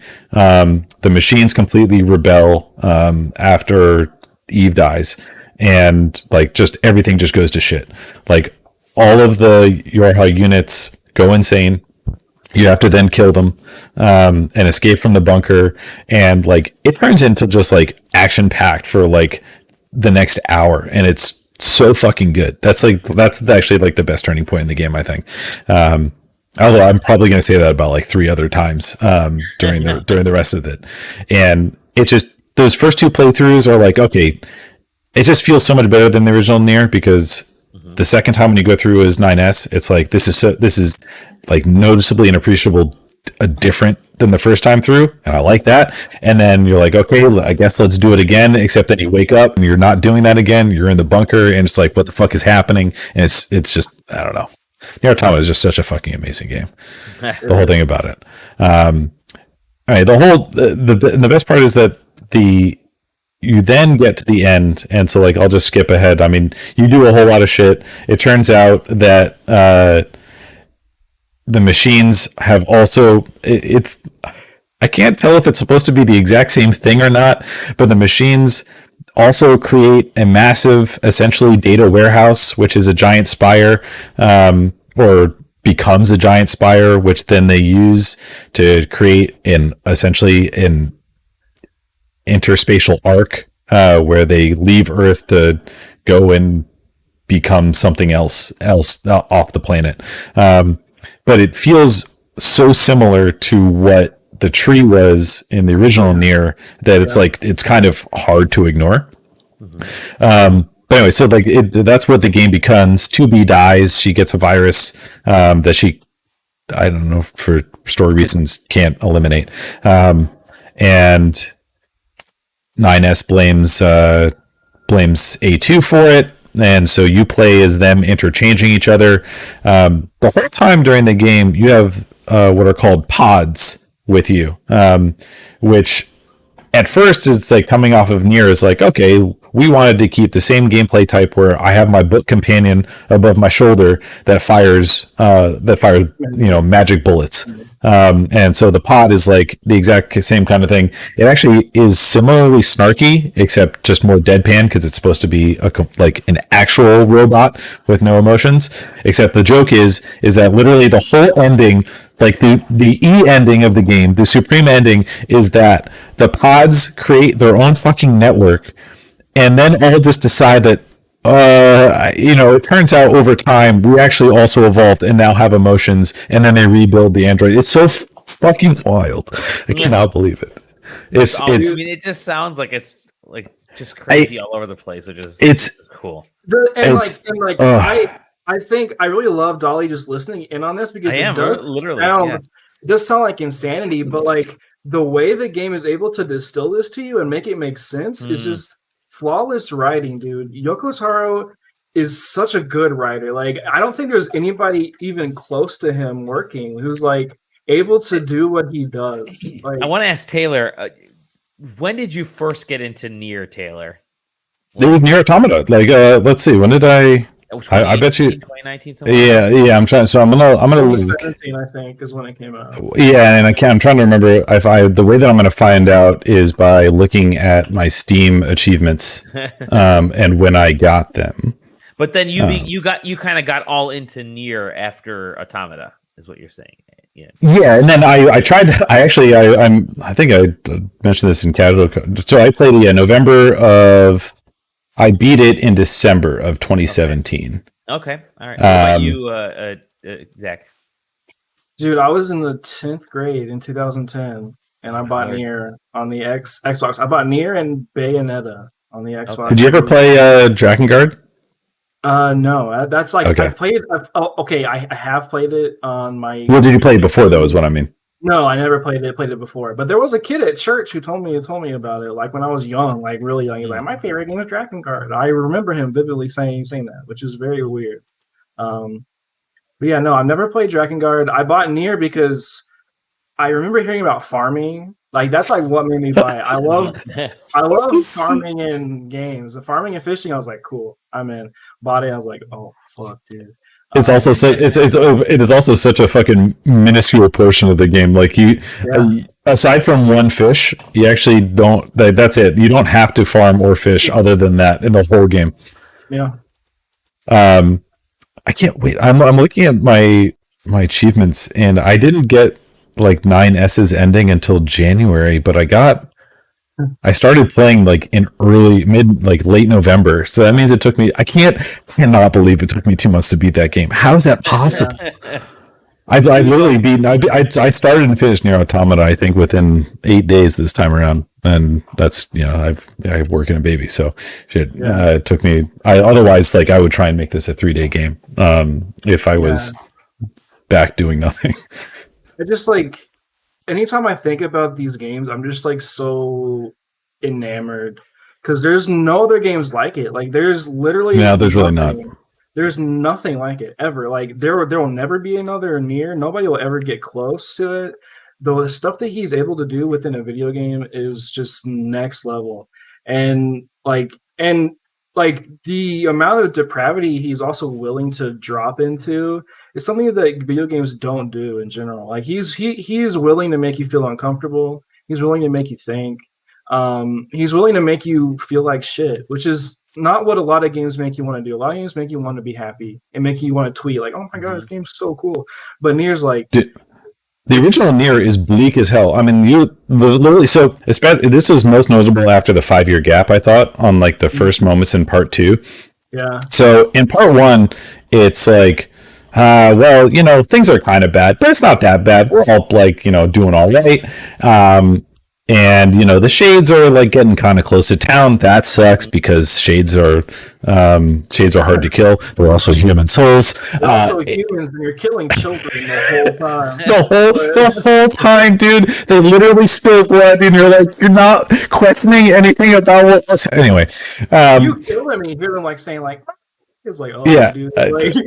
And then so the time skip happens. The reason why the time skip happens in the first place is that your sister gets taken away, and like NIER kind of like starts to clearly go slightly crazy, and is like, by the way, yeah, reused a lot of stuff because it's like, I need to kill all the shades, I need to kill all the machines, I think that's just a thematic thing. It's like he's clearly like doing a retelling of the first game and the second one. So it's like in several ways. But anyway, so part 2 happens, and it's like you go and you talk to a few of the people in the town. They're like, yeah, well, it sure does suck that we literally can't trade anymore. It's like, it's like, yeah, I hope that we were able to get food this week. It goes bleak so fast. It's like, yeah, I heard that other towns are just kind of not there anymore.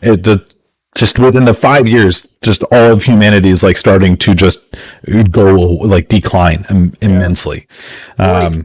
So there's this like one quest I always think about because it makes me laugh, because it's like, hey, can you go get this thing for me? You go get it, and then you come back and it's like, yeah, my grandpa died. Like, and it's so. Oh no! I know. So there's that one. There's the one with the dog where that's the exact. Dude, this is even worse because you go and. So this dude is like, yo, I haven't seen my dog in a while. Can you go check on her? You go and you find the dog. The dog was trying to get medicine for the man. And you come back. You get there. The dog was killed by shades. But you're like, oh, but we got the medicine that he was trying to bring back. You bring it back. It's like, oh, unfortunately, my grandpa died while you were gone. But thanks for this memento. Thanks anyways. And then in part 2... But in part 2, you talk to this guard, and it's like, yo, there's shade by this bridge. It's causing a lot of problems. He doesn't show up all the time, but while you're traveling, if you can find, and of course you will, because you have to go between the towns 800 million times. But eventually you kill a shade, you get an item, and this is all side quest, by the way. You don't necessarily even have to find this. You get the item, you bring it back, and it's like, well, thanks for doing that. Unfortunately, while you were gone, my daughter was killed by other shades. And then boom, ends. The whole conversation is just like, but here's 10,000 gold. I don't need it anymore because family's gone. It's just, okay. But there's those quests, right? And it's like, man, this is sad. But then he also has quests that are the same thing, but they're funny because it's so dramatic. It's like, oh yeah, they died. It's like, oh, okay. And it's just like, yeah. Funny, and the book will make a comment. I was like, oh, I guess everyone's dying these days. It's like, okay, so it's like, and it's funny. It's like, but then he's able to twist it and be like, okay, now you. It's like he's able to be like, okay, now you feel like shit, right? You're like, yeah, I feel like shit. Yeah, the worst part in NIER Replicant was revealing the story of the wolves to me. Remove that from the game forever. I don't want to know. So there's a main enemy. There's a desert town. It's where the people with the masks that were like throwing flowers and stuff. That's where they live. It's when you first meet them, you can't understand the words that they say and all this shit. Time skip happens. One of the girls that actually talks to you because she uses sign language ends up she's going to become the queen. The town has always been plagued. Yeah, the town has been plagued by wolves for a long time. They're led by a wolf, which is actually a shade. So for some reason, wolves can become shades too. I guess their souls got ripped from their bodies as well. Who knows? Whatever. It's for the story. And the first time through, you don't see any extra cutscenes. So you get there for the wedding, and the wolf kills the queen to be. And I'm like, man, that sucks. You don't know the characters that well, so it's like, I want to kill all the wolves. So, and of course, like that's what happens in the story. You go and you kill all the wolves. And then like the second and the third time through, what it does is include cutscenes from the wolf and the shade from their point of view. And it turns out that they're really pissed because it used to be a forest, and humans who are like barely alive anymore because they're not actually people anymore, it turned into a desert. And this is actually probably because of climate change. They allude to it several times that there was significant climate change that occurred, whether it's from humans or whether it was from the catastrophe event of the dragon and mama baby thing or whatever. But anyway, the climate change definitely occurred. The wolves blame the people. Then, in an effort to prevent the wolves from interfering with the wedding, the masked people slaughter as many wolves as they can. The shade wolf comes is like, it's too far, and now they want revenge, and that's the reason why they kill the queen. And then you find out they throw in an extra cutscene where it goes to the dog's memories that was the wolf originally, where he talks to the person that used to care for him, a human being, and was like, I'm going to die, but you have to live on, and I don't want that to exist in my memories anymore, because I cried like a baby, dude. That one was really fucking rough. These are the only like handful of games that have ever made me like cry, like bawl my eyes out, feel like fetal position, like just think about my life, like dude, let's just get drunk and just sleep. Like that scene was like actually crushing. It really got, like, the one with that was the whole thing. Like I said, the whole thing on the multiple playthroughs of NIER Replicant was just like they essentially, it was, I mean, Yogotaro clearly made it so that you go through the first time, you are playing a character which is mindlessly driven to kill human souls. You don't know it yet. And then he's like, oh, by the way, let me drop all of the actual information on you about the fact that these are actually people. They all have feelings, and you literally did nothing but slaughter them the whole time. It's very deliberate. Yeah, and then now you have no choice but to keep playing the game and keep doing what you just... Yeah, if you want to see the full story, you have to just repeat it. It's so messed up. Dude, no, it's like... The series sounds wonderful. It's just... The twist of the science fiction stuff just puts it over the top for me, because that drip will keep me going every single time, because it's just so wonderfully and artfully crafted around the story that it has. I don't know. It's the fact that it started as like the man just wanted to make a game where you flew a dragon and it shot things. And I was watching the video that you posted, Zach, about they added as much ground combat into the original Drakengard game because of how popular Dynasty Warriors comes out, and it's like, yeah, people love this shit. We need to give them ground combat where you just slaughter mindless soldiers, which is what those games are. Otherwise, you just wanted to make essentially a game where you flew around on a dragon and just like slaughtered stuff in the air. And then Taro intentionally hid the ending E, the dragon coming to Japan. He hid that from the producers. They didn't know about it. Oh my fucking god! They didn't know about it until the game shipped. Wow. And that producer is a guy who's been with them for forever and has been the guy backing up his ideas, which are the games that he wants to make don't get made ever. So I don't know how he got this producer to be like, hey, let's give this dude money. It's just crazy. But yeah, and we could talk about NIER forever. There's just we were just talking about the story. We haven't even gotten to the there's so much philosophical shit, dude. I mean, the there's so many freaking layers, because even starting with hey, what's up, Playland? Even starting with NIER Replicant, there's so much about what is a soul? What is a body? What is a vessel? Obviously, that stuff that's just clearly on the top, right? Yeah. I just you can't even skip over the fact that Kaine is a heterosexual, not heterosexual, she's a hermaphrodite.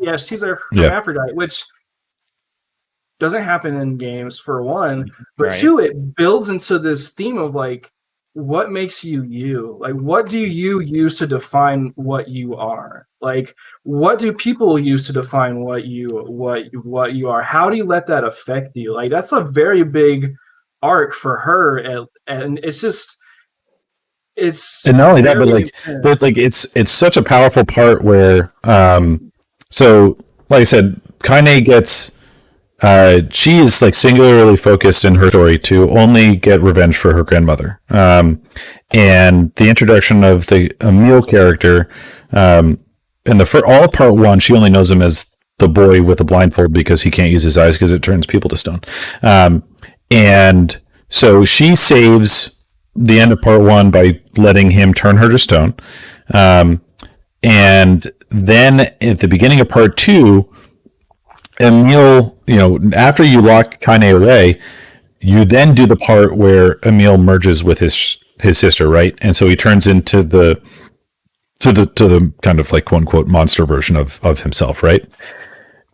When one of the first things that you do is you break Kaine out of the stone, because now Emil is like significantly more powerful. He has greater control over the stuff that he can do, and he has clearly been gripping with the changes to himself because it's like, am I the same person anymore? And then Kaine comes out, immediately recognizes him, and once you learn her story, it's so much more powerful because it's like she clearly struggled with that like already of body acceptance, and then hers is a little bit more overt probably, but like it's they have a connection within the story which is just completely different than with anybody else, mostly because of, like, that's a huge portion of it. And he's also gay too. Like he's a gay character. Like, and they just have this intense emotional bond. It's so precious. It's so like endearing in this very dark, disgusting world. And it's just like, dude, like. So that's the reason why I have to go find the Emil shop and do that entire storyline. If I recall correctly, he does not remember because it's been like 8,000 years. So because he pops up again in the next game. He's just kind of this like crazy, wacky, like, let's just have fun. I've been stuck on Earth for 9,000 years, and nobody's my friend. I'm just by myself. Yeah, because like when there was like the second or third time that you beat NIER Replicant, you get Emil sacrifices himself in order to save NIER and Kaine. That happens every time you play through. But then like on one of the subsequent playthroughs, his head pops up and he reveals that he survives. And you're like, hell yeah, fuck yeah, Emil rules. Emil, I like Emil now. And then actually in the extra one, the new Kaine content, Emil comes back and he has like a body and also an extra set of arms now for some fucking reason. But then, so in the main story of NIER Automata, you are fighting machines, and then it looks like one's going to blow up. His head falls off. The machine's head cracks open, and Emil's head is inside. And to anybody that's not played the original NIER, it's like, okay, weird talking head thing that runs away. And I can attest to it because I managed to achieve it on this playthrough. I never saw him again, not a single time. He's like, sometimes his face appears on the mini map, but like if you got shit to do and you're like, I'm on a quest right now, you're not going to go and look at this weird head thing on your mini map. It's completely reasonable that you will just never see him again the entire game. He's like driving around in a buggy, like singing at the top of his lungs. That's so annoying. Actually, the music is miserable because it's one of the few soundtracks that I own, and sometimes I'll flip through it. And the soundtrack is amazing. The soundtrack is incredible. I mean, it creates such an intense atmosphere at every stretch. The exception being Emil's song, because I don't like it. I don't want it to play, and I want to remove it from the album. But it's it's the kind of music that will seep into my background thoughts at all times. I will just hear the music. No, dude, there's songs on the NIER soundtrack that just make me like weep, like straight up.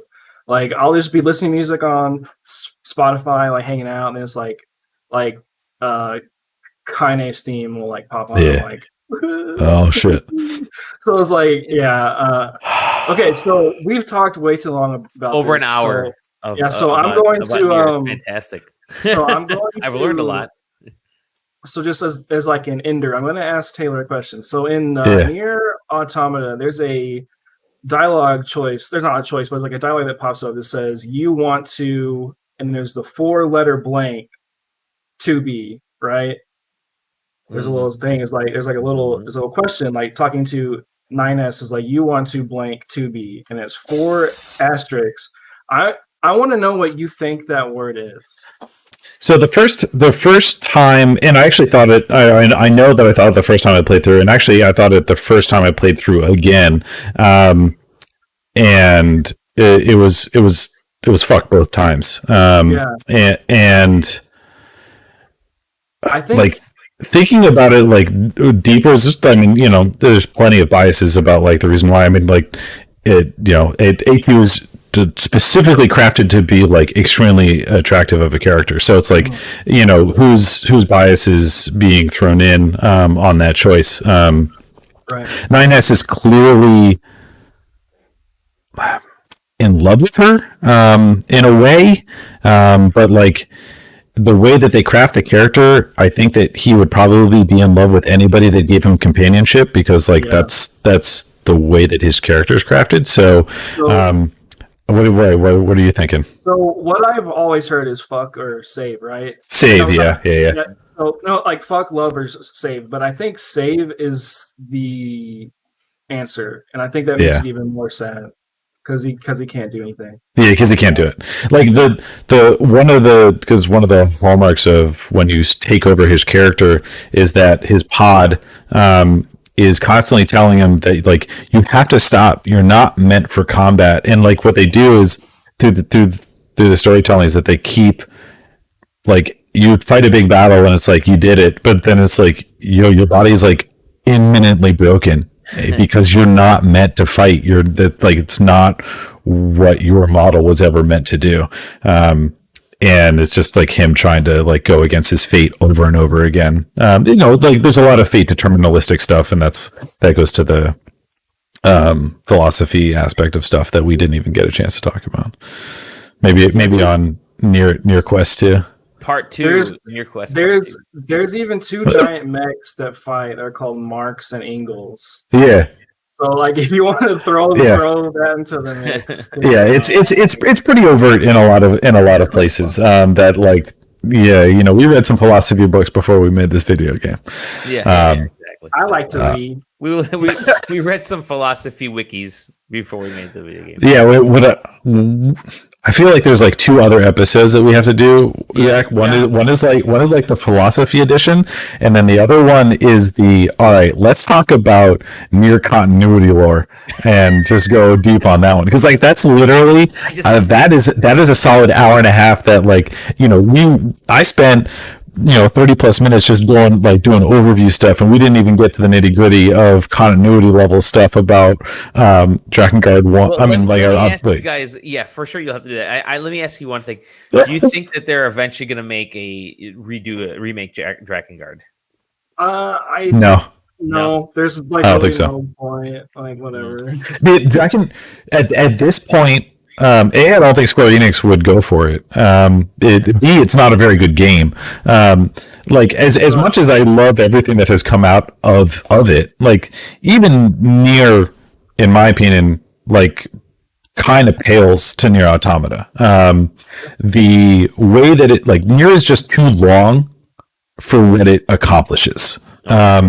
If it took half as long to get where it got, it would be great. But it's really expansive in areas that it doesn't need to be just to be bigger. Like this was that time where people were making games. They were getting a little bit more extra tech resources to put it on PS3 and Xbox 360. And they spent it on making maps bigger, but not doing anything with them in a lot of cases. So it's like, yeah, we have these big areas. You have to just run through them, and we will spawn enemies there, and it will be boring. Like it doesn't really get much. Like the mansion is one of the most interesting aspects of the whole game. Yeah, because like we didn't even get into forced perspective changes, which is like so well done in all of the games that he does. Like. Also, like the dioramas that they kind of make when they change perspective is so good. But it felt like it was in some ways big for no particular reason. And it made the scale bigger, but made everything take longer. Sure. And again, like I think that if it was like 2 replays and it got to where it got, it would be great. The third replay where it's just like, all right, now more new cutscenes. It's like, bro, I just did this. And even sprinting through it took some time. And yeah, oh my god, dude, we didn't even talk about Pascal. Yeah, Pascal. That whole quest like made me like cry. That made me cry the first time through. I knew it was coming, so it didn't make me cry this time. But like. Fucking absolutely brutal, dude. Oh my god. Anyway, so, it's an amazing experience that everybody should do. The third NIER game is a mobile game. I don't know if you heard of this. The third canon reincarnation, right? Reincarnation is the canon third game in the series. It's being translated this year for the US. I'm on the pre-list for it. Yeah, so I'm excited to see where that takes place. I'm excited to see what he does. So, I mean, do we know when it takes place in the timeline? Nope, not even. But that's only because we haven't read like any of the details, right? Well, even in Japan, I've been keeping up with the story translation stuff because there's people on YouTube that translate the stories, and there's no definitive like placement yet, which is interesting. Okay. So, yeah. Yeah, before we go there, I know that we're itching to wrap up, but I have to ask this before we go. No, promise I'm not going to keep doing this. So, you get to the end, right? So you're playing through ending D, right? Mm-hmm. And you get to the top of the tower, and you got the twins, right? Yeah. I mean, am I crazy, or did they like start to do like some weird like Watcher the One shit with that? Yeah. No. Yeah. Because like it felt like because it was the little girl from it felt like it was the little girl from Drakengard with the weird Watcher voice in the background.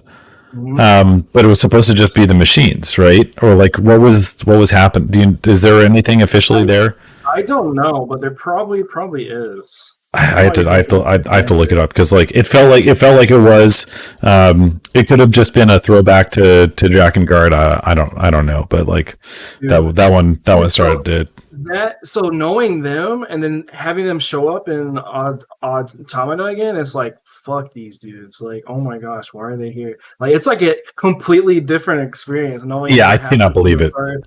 Yeah, and this is like that. I only got that because I went back and I watched a bunch of videos on the Drakengard story. Because again, I tried to play I haven't mentioned this yet. I tried to play Drakengard like a year and a half ago, maybe 2 years ago. Mostly because I played NIER Automata. I was like, wow, Drakengard, that's what started it. Let's try. That game is poopy. There are parts of it. There are parts of it that are really cool. Mostly the dragon combat is good. But then it's just like, in order to do what I would have to do to get through the game, to get the ending and see it, no. I will play NIER Replicant 3 times. I will not play that game. Because you have to get all the weapons. You have to get all the weapons, which means playing through it like 8 times. You then have to like, there's side stories. It's like, that is even a better example of we have to make this game as long as possible so that, people get their, their money's worth, and they made it mega long, but like in the not fun way. By today's standards. And And then they're like, nobody's gonna play this, so you can do whatever you want to. And he's like, okay, let's add some pedophilia. Let's add some. Oh my god, yeah. There was a dude that's just a straight up pedophile. He's like a semi main character. It was wild. Yeah. Super wild.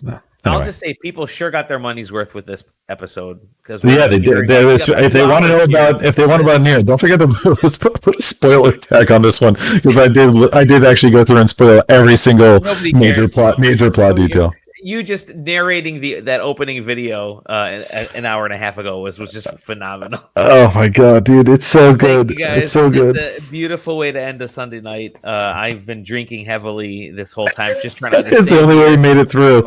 Yeah, it's the only way we made it through. I'm going to let you guys go because it's Sunday night and it's 11, and it's been a lovely evening. Gentlemen, Taylor, where may we find you? You can find me here on this podcast and then at Taylor Bliss on Twitter, where I will reply to several people. And if you hop into the Discord, once in a while we'll play games and you can watch them. That is true. I have done that. I think so far I'm the main contributor to playing video games on the SideQuesting Discord. Yep. Zach, where can we find you? You find me at Twitter at OKQuest, and then in the Discord, I'm always in the Discord posting stuff. So you sure are, my friend. You sure are. It's good stuff. It's good stuff. And you can find us at SideQuesting.com. You can find me at Dolly Demovsky, as you can see my name on there. Find us at SideQuesting, SideQuesting.com, SideQuesting on YouTube, SideQuesting TV on Twitch. Just look for SideQuesting. It's a SideQuesting. That's it. SideQuesting.com. We'll see you guys. Talk to you next week as we dive into the E3 fun on the Side Quest. See you. Maybe NIER Quest Part 2 of 14. See you guys.